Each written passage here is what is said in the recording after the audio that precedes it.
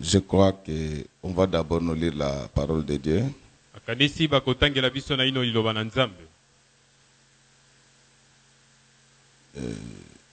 Job 8, Job 8, verset 14. verset Azominamine. Job 8, le verset 14. Son assurance est brisée, son soutien est une toile d'araignée. Amen. On venait de nous lire la parole de Dieu. Et le thème que nous allons exploiter ce matin s'intitule la toile d'araignée.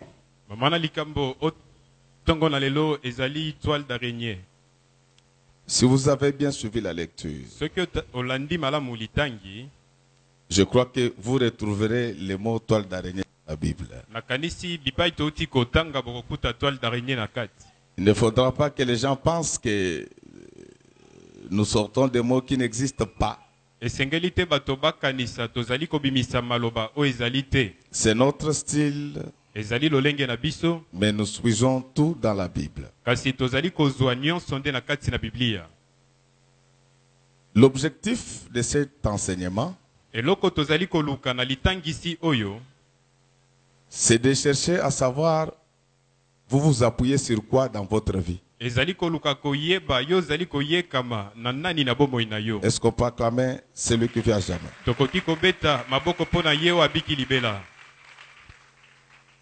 Pendant qu'on était en train de lire,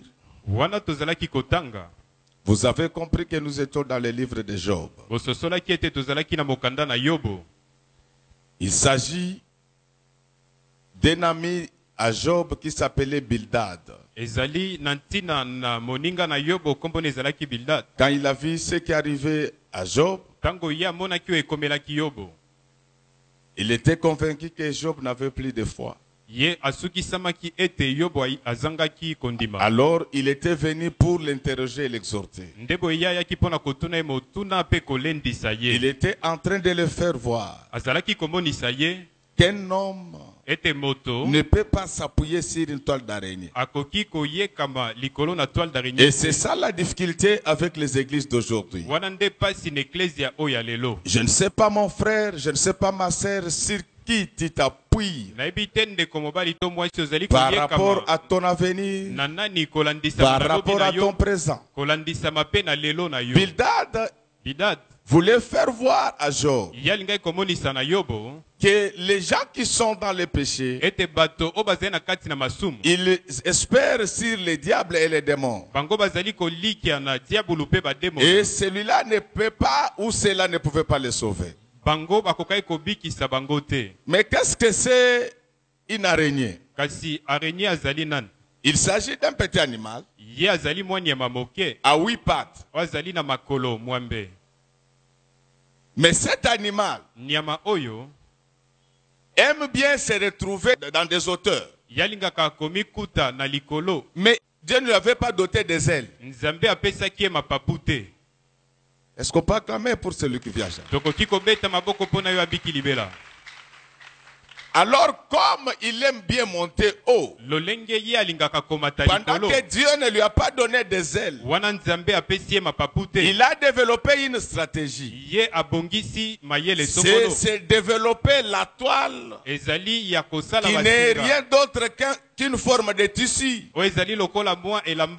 Mais au lieu que ce tissu soit constitué de fils, lui-même, il a l'habitude de produire une matière, mais qui n'est pas résistante. C'est ce qui lui permet, quand il veut par exemple faire aussi ses mouvements en l'air, il est là autour de sa toile. Mais cet animal n'a pas beaucoup réfléchi. Quand lui regarde, il pense que cette toile-là est solide pour le protéger. Et pourtant, il suffit seulement qu'on puisse y passer un coup de bas. Il suffit seulement qu'on passe un coup de balai. La toile va tomber. Alléluia. Amen. Alléluia. Amen. À part le fait de ne pas avoir des ailes, L'araignée, c'est vraiment un animal qui est trop curieux. Il entre dans les maisons où on ne l'a pas invité. Dites amen, je vais enseigner. Dites amen, je vais expliquer. Ah, je voulais te demander ce matin de ne pas être une araignée. Il ne faut pas entrer dans des choses qui ne te concernent pas. L'araignée a l'habitude d'aller de maison en maison. Alléluia. Amen. Mais quand il entre dans ces maisons-là, avant de sortir, il va laisser des toiles. Ces toiles-là, ce sont des formes de pièges.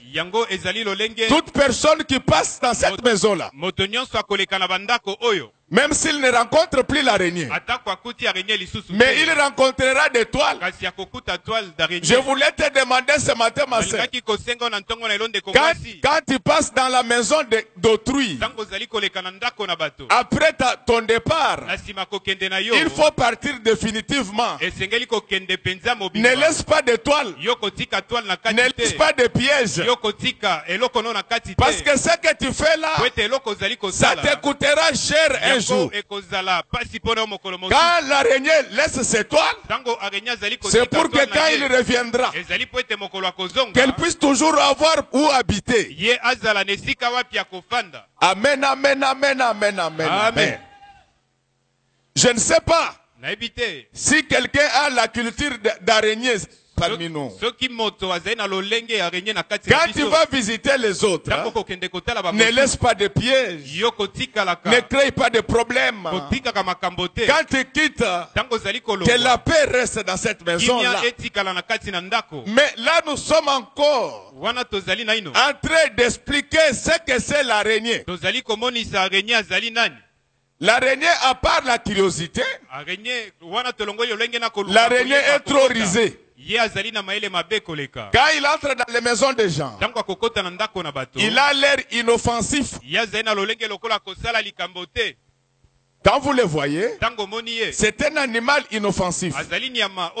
Mais si l'araignée tombe dans votre farine, vous risquez d'être empoisonné toute la maison.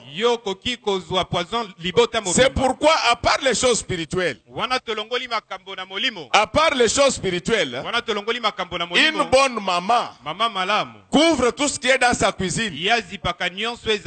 Parce qu'il y a des animaux dangereux qui vont de maison en maison. Avant de partir, ils laissent des pièges. Ma sœur, mon frère, je voulais te demander ce matin de ne pas avoir ces comportements. Parce que l'araignée, tout ce qu'il fait là, il se croit plus fort. Mais lorsqu'on prend un balai et qu'on casse sa toile, on arrive même à lui écraser. Mais je voulais dire ceci.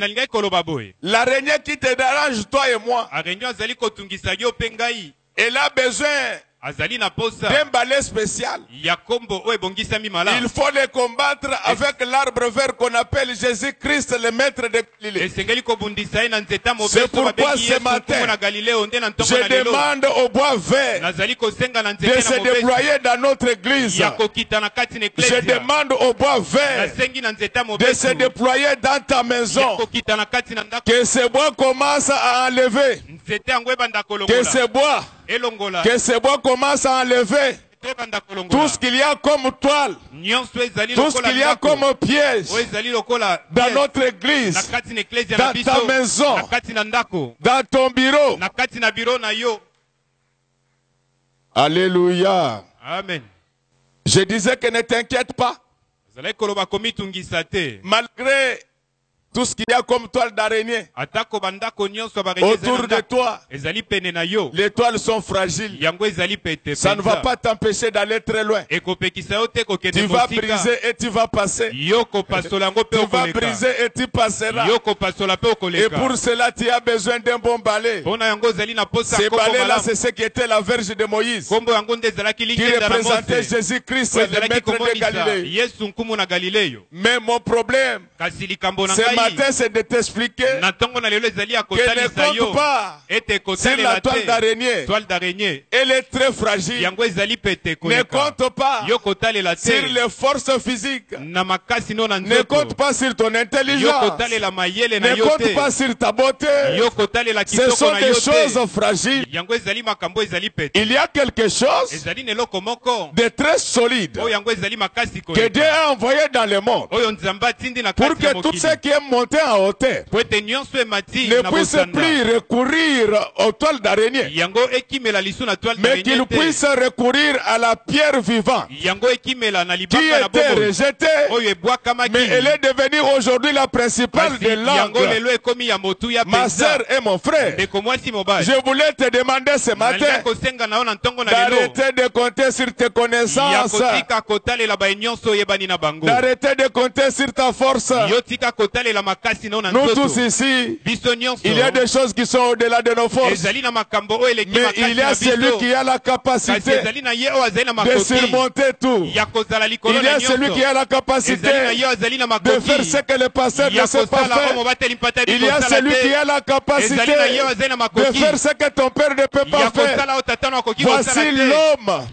Voici l'homme sur qui il faut s'appuyer. Un peu comme la toile d'araignée. Il était aussi monté en hauteur. Mais quand il était en hauteur, il avait compris qu'il n'avait pas besoin d'une toile, mais il avait besoin de la croix. Il avait besoin de la croix. Cette croix-là, celui qui s'appuie sur elle ne sera jamais déçu dans sa vie. Est-ce qu'on peut acclamer le roi des rois? Bien-aimés, même nous les prédicateurs, nous ne pouvons pas nous asseoir sur la toile d'araignée pour chercher à expliquer les choses de Dieu. Un prédicateur doit recourir à la grâce. C'est la grâce qui révèle des choses. J'en profite pour dire au pasteur que vous êtes. Vos Bibles là ont des fois des commentaires au bas des chapitres. Les chapitres, c'est la parole de Dieu, mais les commentaires, ce sont les commentaires des hommes. Ça peut vous aider peut-être pour comprendre certaines petites choses. Mais si vous voulez vraiment comprendre, il faut entrer dans la profondeur, prier l'Éternel. Il vous donnera des explications par rapport à ce qui est caché. Est-ce qu'on peut acclamer très fort? Ceux qui tuent notre église, nous voulons tout faire mécaniquement maintenant. Nous voulons copier tout ce que les Américains font. Nous voulons appliquer tout ce que les Blancs font. Mais je voulais vous dire ce matin que le salut ne vient pas des Américains. Le salut ne vient pas des Blancs. Mais le salut vient des Juifs. Le véritable Juif qui a apporté le salut, il s'appelle Jésus-Christ, le maître de Galilée. C'est celui-là qui a la capacité d'ouvrir l'intelligence du prédicateur pour qu'il comprenne. C'est ainsi qu'il avait déclaré que je te loue, Père, de ce que tu as caché ces choses aux sages et aux intelligents, mais tu les as révélées à ceux qui sont comme enfants pour comprendre la parole de Dieu.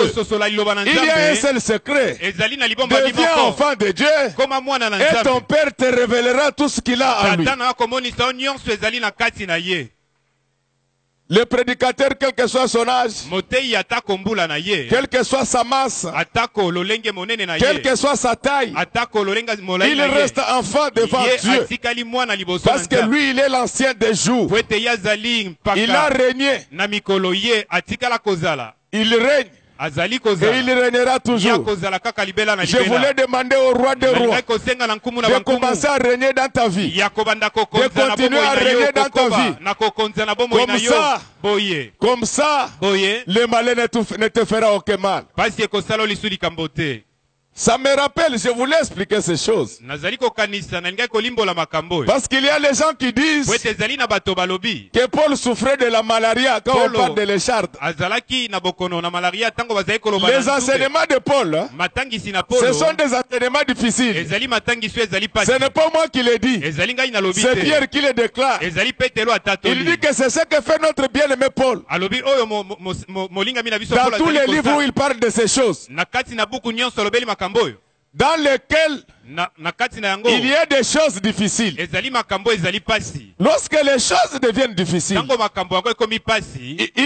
les choses difficiles, ce ne sont pas les hommes qui les expliquent. Les choses difficiles, c'est Dieu qui les explique.